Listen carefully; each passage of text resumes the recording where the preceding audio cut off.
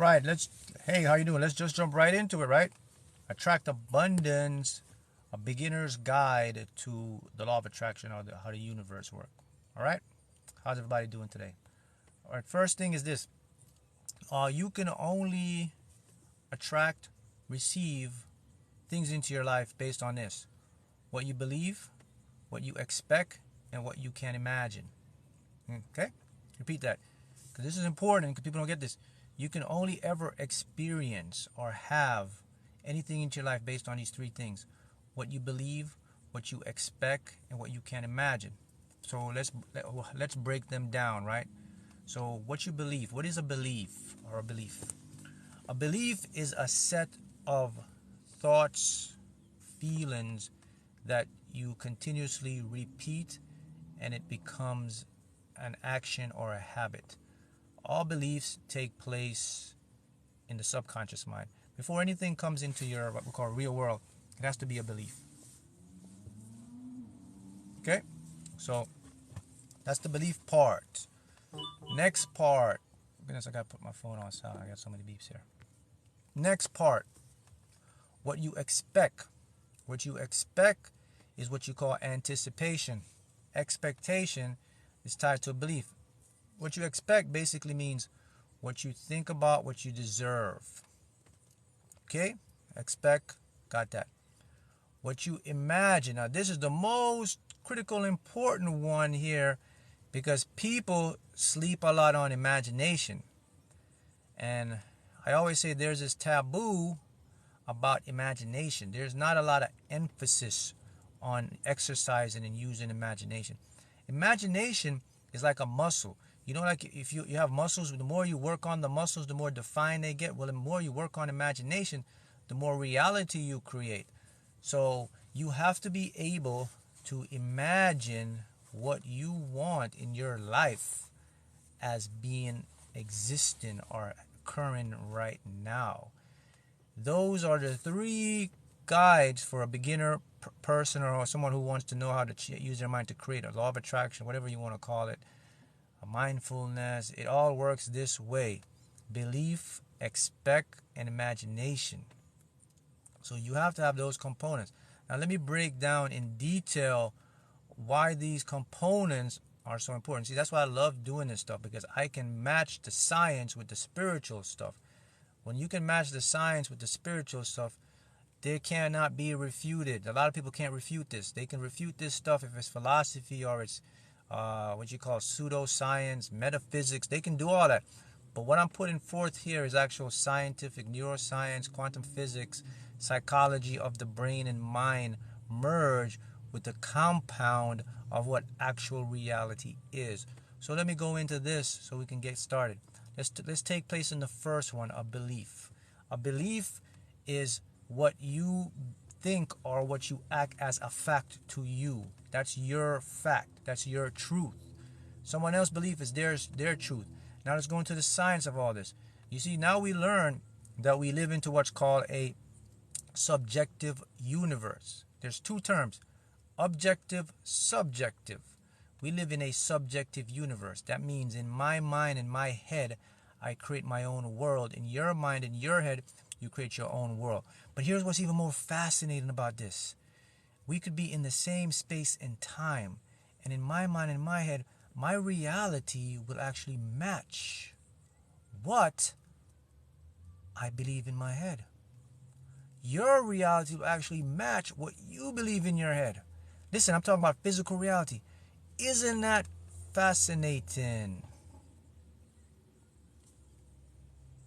Are you a time traveler? I may be. I get a lot of downloads. So check this out, people. Now let's go into more physics. So I just mentioned that a belief, first of all, you know what a belief means? Be lied to. Be lied to. That's a belief. Think about the term. Be lied to. So the root word of belief when they created it, the languages, is to be lie, a lie. So what does that show you? This is deep here. Okay. The root words, belief, be lie. They are saying, when they invented the word belief, they were saying that you are lying to yourself because it's not fact. Because they have reality that is factual, right? They will say, this is how it is. But in your mind, your belief is your truth. So the root word is this. I want to break something to you. There's no such thing as a lie when it comes to creating your world. There's no such thing as that in your subconscious mind. Your subconscious mind believes everything you say as your truth. Got that? It believes everything you say as your truth. Now, your truth becomes your reality. Now let's go into the deeper aspect of that, the reality stuff. I want to break that down to you. So how can my own beliefs change my physical reality? While next to you, your own beliefs change your physical reality. That means you are attracting and inviting all these different things into your world. Right next to me, I'm attracting and inviting all these different things into my world next to you. But yet we're seeing a physical thing. Well, here's the truth about this. The thing about reality is it's not real. It's a fundamental law of vibration. Your reality is created through what we call electromagnetic forces, light. I don't know if you can see there's a good angle here. See the light just focusing on this, right? You see that light wave right there? They're just coming out the sun into this car. That's called photons. These are what makes this light. See how the universe is alignment? I didn't even plan this. Look at that. It's called photons. These photons, they make you, or you're able to see me, I'm able to see you. These photons, what they do is they behave according to our brain. Our brain can actually detect and assume a definite thing, and they become a definite thing. It's an illusion. That's the easiest way I can make this sense. So the only thing that you need to know about this stuff is, look, my beliefs shape what's called the physical reality. The physical reality isn't physical. Quantum physics shows us that everything is a particle of a light or wave, and it becomes a definite thing based on my consciousness. Easiest way. For me to explain this fully, I have to go a long video. Okay, so that's the belief. The next one too now is the expecting. You have to expect what you want or desire. That comes into now self-deserving or feeling worthy. A lot of people don't expect what they desire. Look, here's the thing. They want it, but they don't expect it. It's a difference. You follow me? Expect is in a subconscious. Expect to say, I deserve this. When you expect to have abundance, when you expect to have wealth, when you expect to have health, when you expect to start the business, to change your life, that is going to start to happen because in the subconscious, it's a direct command to go and make this a reality. When you want something to happen, it's different. Wanting is a state of trying, figuring it out, looking for options. That takes place in the conscious logical mind. Okay? You don't want to go there a lot because there you can't create a lot. The conscious mind is only used to perceive what you create from inside the subconscious mind. Okay? Does that make sense? Do you see how that works? So now we have to expect it. So people, how do I expect something? You start to think into yourself and actually give yourself permission that you deserve whatever it is you want. It's okay to have it. It is my birthright. Those are tips that you can start to impress your subconscious mind to create in your world. Got that? The expectant part. Now I want to go into the imagination part. Because this is the most powerful one. Now remember, I said imagination is like a muscle. The more you exercise your imagination, the more power you have over bending and creating reality. Check this out. Imagination is the reality. Imagination is what creates your physical world. There is nothing but imagination. Why do you think from the day you were born and you came into this world, when you were a kid, check this out. What was the most powerful part of your consciousness you had before you even learned how to deduce and do things? It's your imagination, man. When you were a kid, you did a lot of imagination. You played, you had these games in your head. Kids, you had a huge imagination. before you even develop your conscious mind, which is important. Your conscious mind is very important because it teaches you structure, logic, behavior. Your subconscious develop, but your imagination was there. Doesn't that strike you as unique? Like, man, why do I have all this? I have imagination before I even learned how to construct a critical conversation. You had a huge imagination. Well, that's because the imagination was actually the key for you to create your world. But as you get older, of course, they diminish the meaning of imagination. They start to play down your imagination. Your imagination is important because they don't want you to understand the power you have. We can go into a whole other video about that, the Matrix, and how they try to taboo things out to make you not focus on what you want. But we're not. This is not what we're doing on this one. We're talking about just a beginner's guide here. So the imagination. Let's focus on that now. Everybody have the ability to write down or see something they would like to create. All of you have it. If you say, well, Mark, it's hard to do it, muscle, because you haven't exercised it. So how do I exercise my imagination? You have to start using tools that will inspire your imagination. What tools do I have, Mark? Oh man, you have social media. You have pictures. You have desires. You have things you can look at. You can see in your head. Everybody has something they desire or want. No one here doesn't have something they want. So when you start to use your imagination the following way, when you start to be consistent with imagination, when you start to repeat it over and over, a unique thing happens. Imagination now talks to the subconscious mind. The subconscious mind reads your imagination as reality. Then the imagination shows up as reality over time, eventually, or it could be simultaneous, depending on how much resistance you have. Okay? So let's use the science now to put this stuff in, because I like to show the science behind this.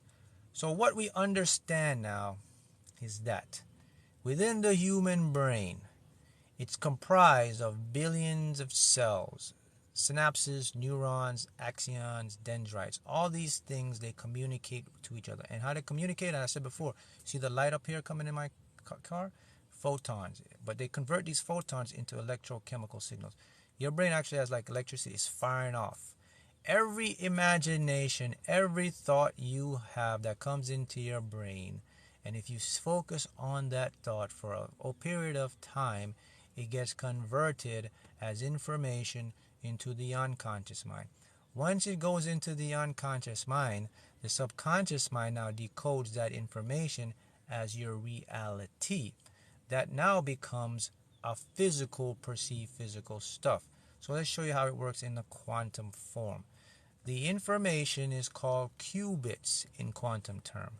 The information thought waves are also made up of particles, of atoms, just like everything else in the universe. Once these particles and the atoms interact with the subconscious, which is a highly intelligent, infinite mind, it goes into, people say, connect to God, the universe, whatever. Once information connects to that part of the mind now descrambles the qubit. Just like when you send information to your phone, it comes in as pixels, you see an image. It's the same process. Once the information gets into the subconscious mind, the subconscious descrambles that information as pictures. These pictures now get assigned a feeling, an emotion. The emotion is also high energy. Coupled with the emotion or the feeling and the pictures, and you do it over and over again, your physical reality will start to turn into the very picture and focus in your world. You don't believe me? Well, let me show you my story and show you how this stuff works. So if everyone follows my content, you know I got into this because I manifested a lot of lottery winnings. The first lottery winnings jackpot I manifested, I used my imagination. And I'm going to bring it home to you and show you. I used to imagine every single night that I was at the store. I checked the ticket. It says top prize, claim at lottery. I wanted this beautiful M3 car, BMW rear car, that car yellow. I see myself going to the guy, buying the car, calling the guy as soon as I won. Hey, bro. Hey, buddy. I just won this car playing the lottery. I'm coming to do it. I imagined that for over 9 months, consistently every night. And one day, after 9 months, it happened. And guess what? It happened exactly the way I imagined it. Now you explain to me what that is. I already know what that is. I know the laws of the universe. I'm here to show you and to teach you and to inspire you and to open your eyes to see that what you're missing and what you could create. Anyways, so the day it happened, it exactly turned out. I went to the store. It was a public supermarket. I scanned the ticket. The ticket exactly said the same thing. It says top prize, claim at lottery. After I did that, I picked up the phone. I called the guy. The guy reacted this way I imagined. The man reacted exactly the way I imagined him to react. Everything was just so surreal. It was like, dang, is this even real? When I was doing it and when I was in it, I couldn't even decode or decide or perceive if I was still in a dream or it was a reality. It was the most trippiest feeling I've ever felt in my entire life. That moment changed my entire life moving forward. That's how I know that the universe is a subjective world.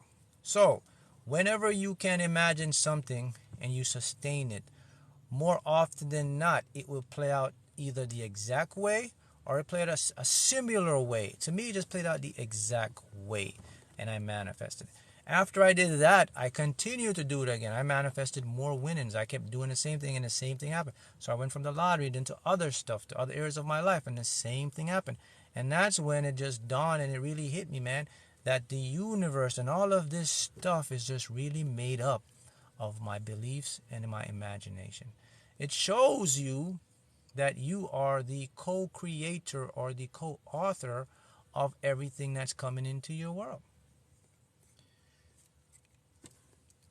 So that's the thing that's taboo. That's the thing that doesn't get emphasized a lot in the mainstream world. They don't talk about, hey man, listen, let me give you some advice. Every single person here, just like you go out and you work out and you exercise, you have to work out, you have to exercise your mind. Every single person here, if they spend 5 to 10 minutes a day practicing imagination, practicing visualizing, practicing beliefs, thoughts over and over, and they do that for 1 month, they can change their whole life in less than 6 months. Because everything that we think about and comes into our mind is going into our unconscious mind. People don't understand that stuff, right? Is it true? Is it true it's easier to manifest negative than positive? I've seen negative thoughts come faster. Yes, that is actually true, and let me explain to you why that happens. You see, our brains is what we call synaptically pruned from when you were a young child. In other words, what do you see most often as a young kid? You see more negative propaganda stuff, parents, teachers, media. So when you were a young child, your brain was developing, so your brain was looking for patterns. So the negativity and the fear fuse a lot easier. Hence, when you think about it, it manifests a lot faster because those neural pathways are already connected. And when they're connected, they fire off so fast and they send that information to the universe, and the subconscious creates it, and that's why it's easier to manifest negative than positive. But as a good thing about the brain is, we learn that the brain is malleable. Malleable means the brain can be changed in structure, and you can create new pathways. It's called synaptic pruning, right? That's called synaptic pruning. But when you change the brain to the new path, synaptic pruning is when the brain has officially adopted a new path. What we call that synaptic pruning. Neuroplasticity is when you're changing the pathways of the brain to become synaptically pruned. When you do that, the world changes. Okay? Now, it's interesting that you mentioned the negative thing. So here's something you need to know as well. A beginner's course to abundance and the law of attraction. Beginner's course, beginner's guide. First thing that you need to know is this. Your subconscious mind cannot differentiate, right? Between a bad, negative, or positive. It doesn't see these things as you consciously see them. It just sees them as information and something you're focusing or something you want. So, rule number one is whenever you go in to create or manifest something, it's imperative that you keep your mind only on what you want. When you keep your mind on what you want, your subconscious is now taking that as a reality. When you keep your mind on what you don't want, your subconscious is also taking that as reality. So, what ends up happening, the reason why so many people experience negative lives, or what we call the thing is, when most people experience what they don't want is because they are more focused on what they don't want. They're more focused on the negative, the worry, and the doubt. And when you do that, your subconscious over a period of time thinks and believes that's what you want. That becomes your life. But also, if you now start to focus only on what you want, positive, just regular good stuff, just seeing the outcome, just expecting, just say I'm open to all positive stuff, the subconscious now changes. That becomes your reality. So you see how that stuff works? So let me go back to the three things that will change your life and create anything in your life: your beliefs, what you expect, and what you can imagine. So okay, stop. Let's just stop about it. Let me repeat that because I want to show you something. A belief, an expectation, and imagination. Who has that? Who controls the majority of that? Oh, me. You. You have about 85 to 90% control of creating your reality. I'll read again. We know this through quantum physics, quantum entanglement, superposition, neuroscience.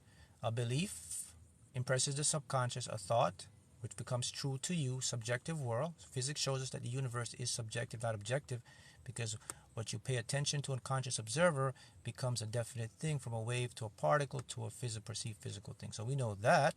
Okay, expectation. Expectation now, neuroscience and psychology shows us that expectation is tied into our subconscious as something we think we deserve or we don't. So subconsciously, I deserve it. It's going to give me an emotion. It's going to become a wave, which comes a probability, which comes a reality. Okay, the imagination part. Where's that too? Oh, that is also stored in me. Imagination, my conscious awareness. I can see images. My subconscious loves images. Language of my subconscious is images primarily. In other languages, smell, taste, touch, etc. But images are more powerful. I can conjure images over and over. Voila! That becomes a perceived physical reality, because in the subconscious, you can't differentiate between physical or real. Hence, everything is real. Reality is subjective. I have control over that. Now, 90%, I have the other 10% is called what we call probability, or things happening. In other words, there's a part of the universe that things will just happen that I have no control over. Hence, that's fine, because I can go and roll with it, because I have 90%, and I can change my perception of what happens. It's not what happens. It's not why it happens for me. It's not happening to me. It's not why is this happening to me. It's why is this happening for me, which changes again the field in my perception. But here's the issue that comes about with this stuff now.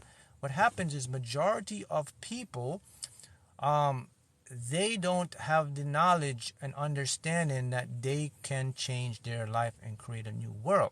So what ends up happening is they are what we call on a default program. They are creating what they don't want. On top of that, they have an ego or a conscious mind that's convincing them that it's someone else that's messing up their life. They're saying now they become the victim.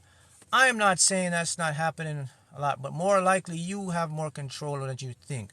So what the problem is, when you become a victim, when you try to put it on someone else, or put it on a system, or put it on the government, or your boss, or your friend, or even yourself, man.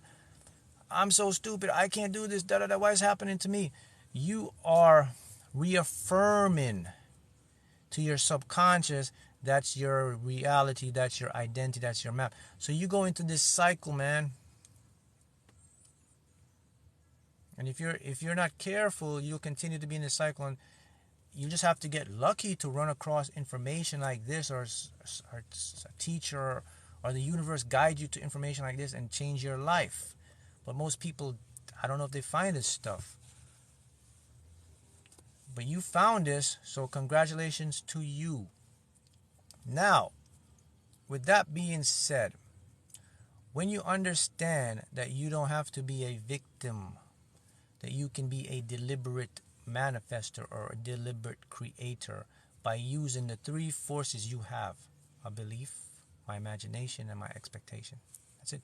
No matter where you go, if you hear everyone talk about positivity, mindset, law of assumption, law of attraction, all of this, those three things are what you need to know about. They exist in all of them.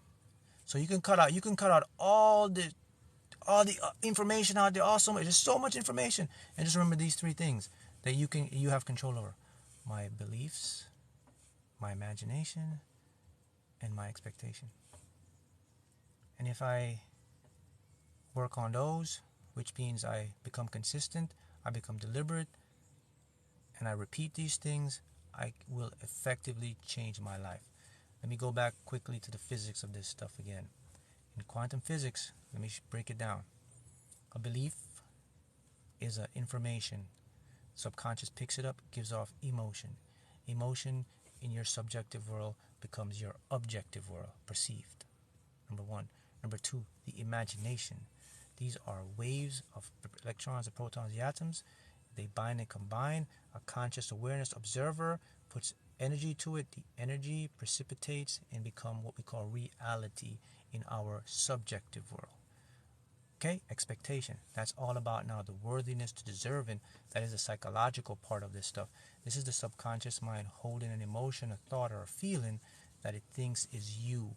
Until you change the expectation by expecting that you deserve good, you're supposed to happen for you, you deserve it, all that stuff, then the subconscious changes that. That's called a map of reality. When that changes, your world changes. Got it? So, I think this is very good for you to start.